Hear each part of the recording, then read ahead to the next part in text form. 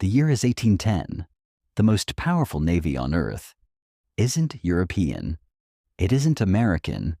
It flies no king's flag.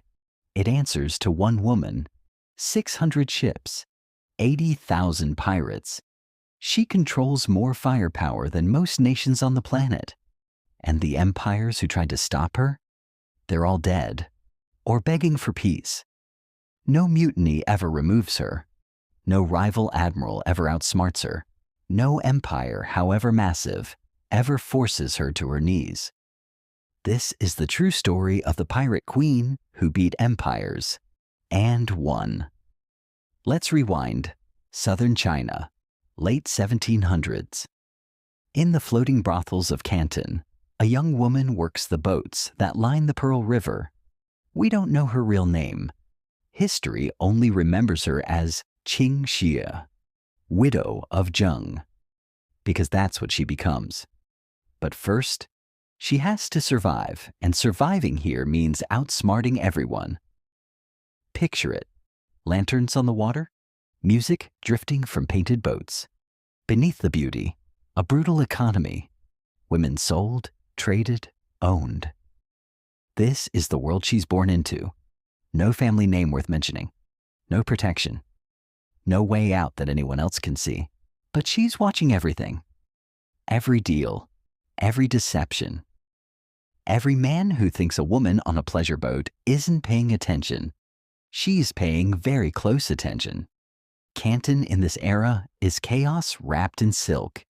The Qing dynasty is rotting from the inside. Corruption everywhere. Famine in the countryside.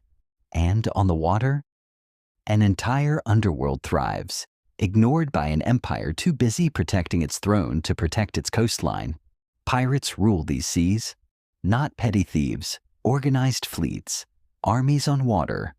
Fleets so large, they intercept grain shipments, tax entire river towns, and vanish before the Imperial Navy even hears the alarm. And the biggest of them all belongs to a man named Ching Shih. Ching Shih is a legend before he's 30, descended from generations of pirates, ruthless, brilliant, rich beyond imagination. He walks into that brothel one day, and he doesn't leave alone. Now here's where the story gets interesting, because most versions of this tale, the ones written by men for men, stop right here. Pirate marries prostitute, the end. But that's not what happened. What actually happened is a negotiation. Ching Shih doesn't just agree to marry him. She sets terms. Half of everything, equal say in every decision. A seat at the table of an empire built on blood and salt. No side deals behind her back.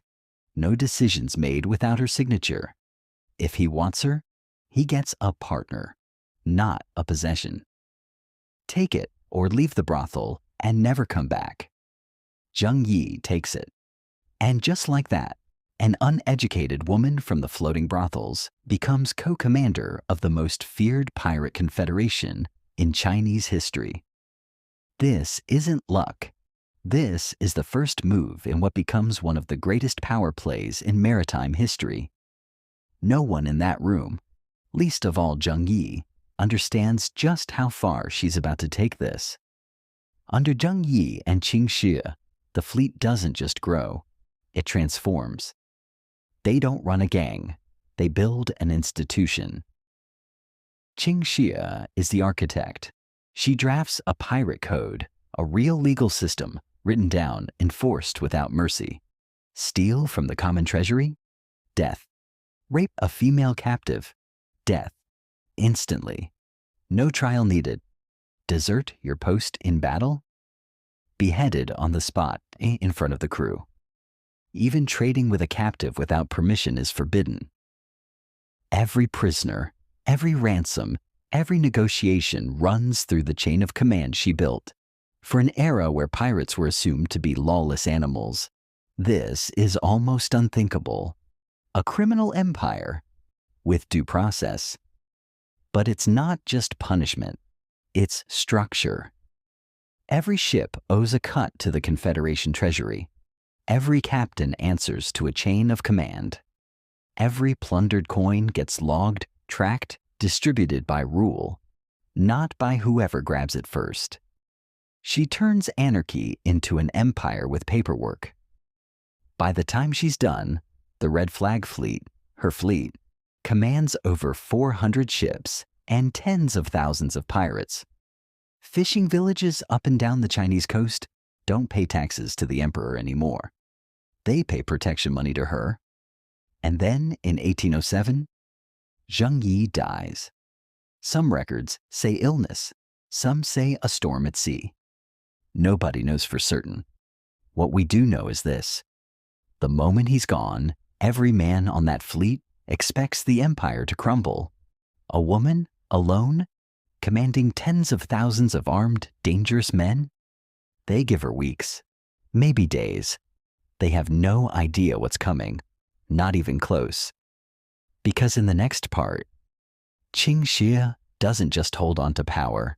She turns this pirate fleet into the single greatest maritime force in the world and forces empires to negotiate with her on her own terms.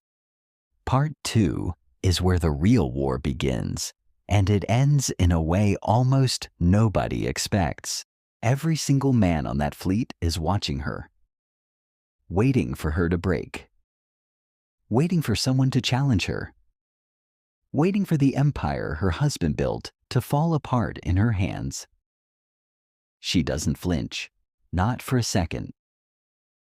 Here's the real problem with commanding tens of thousands of pirates as a widow. Loyalty in this world isn't just given, it's taken. And the moment weakness shows, someone always tries to take it from you. Ching Shih knows this better than anyone, so her first move isn't subtle, it's surgical. She reaches out to her husband's adopted son and top lieutenant, a young, ferocious pirate named Chung Po Tsai. He commands loyalty. He commands ships. He's exactly the kind of man who could challenge her or become her greatest weapon. She chooses the second option. He's younger than her. Fierce, hot-tempered, fearless in battle. Exactly the reputation she needs standing beside her. She takes him as a lover, then a husband. Some call it romance. Most historians call it something else entirely. The single smartest political marriage in pirate history. Because now, the two most powerful people in the Confederation aren't rivals. They're partners. And nobody, not one captain in that entire fleet, dares test that alliance. With her position secured, Ching Shih doesn't just maintain the fleet her husband left behind. She expands it into something unprecedented. Under her command, the Red Flag Fleet grows to a size that sounds almost fictional. Over 1,800 ships. Somewhere between 60 and 80,000 men, women, and children living under her rule. Let that number sink in for a moment. At her peak, Ching Shih commands more ships than most national navies of her era combined. She isn't running a pirate gang anymore. She's running a floating nation. A nation with its own laws, its own economy, its own courts, and its own currency of fear that stretches across the entire South China Sea. And the Qing dynasty, the empire that once ignored her entirely, can no longer look away. They send warships. She destroys them. They send their best admirals. She humiliates them again and again in battle after battle. In one infamous encounter, an imperial fleet surrounds her ships, certain of victory. By the end of the fight, dozens of imperial vessels are captured or sunk. The emperor's own navy retreats in disgrace, humiliated in front of the entire coastline. Desperate, the Qing government does something almost unthinkable for an empire this proud. They ask foreign powers for help. The British Empire sends ships. The Portuguese send warships too. Two of the greatest naval powers on Earth, allied with the largest empire in Asia, all trying to bring down one woman. They fail. completely and repeatedly. Ching Shih's fleet outmaneuvers them, outguns them, and humiliates them on open water, again and again. By 1810, the Qing dynasty faces a brutal truth. They cannot defeat her by force, not with their own navy, not with foreign allies, not with anything they've tried. So they change strategy entirely, abandoning force for something they've never tried before. They offer her something almost no pirate in history is ever offered: peace. On her terms, not theirs. The imperial government proposes amnesty, full pardons for her and her fleet. Ching Shih negotiates like the strategist she's always been, calm, calculated, refusing to sign anything until every term favors her people. She keeps her wealth, every coin, every treasure, untouched. Most of her men walk free, pardoned completely. Her husband, Chung Po-tsai, is given an official rank in the Imperial Navy, the very institution he spent years destroying. Stop and think about what just happened here. A former prostitute with no name, no family, no formal power, built the largest pirate armada in history, defeated the Imperial Chinese Navy, defeated the British Empire, defeated the Portuguese Empire, and then walked away from it all, on her own terms, with her fortune completely intact. She doesn't die in battle. She doesn't hang from imperial gallows. She simply retires. She opens a gambling house, lives to an old age, dies peacefully, surrounded by wealth she built with her own hands, on her own terms, in a profession where almost every legendary pirate meets a violent early death. Ching Shih wins completely, permanently, undeniably. No emperor's chains, no hangman's rope, just a long, comfortable life bought entirely on her own terms.